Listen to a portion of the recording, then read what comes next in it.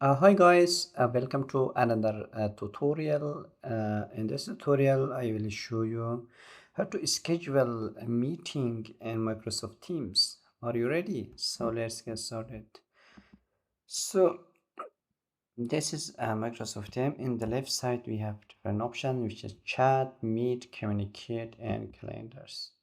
You can either create a meeting from here. As you can see here, we have a new meeting, or you can click on meet and then after that click on schedule a meeting. Okay, once you clicked on that, you will come to this menu. So you have to add a title, for example weekly, and here you can add people who should join to the meeting. For example, test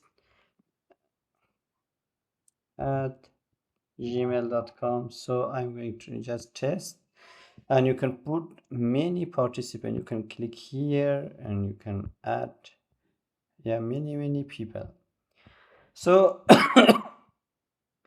sorry guys, here you can add the date when the meeting take place. So I'm going to add, for example, on Monday. Okay, at 8 o'clock. So from 8 to 9, one hour. Okay, and here you can put a description, and then after that you should click save. Okay, as you can see,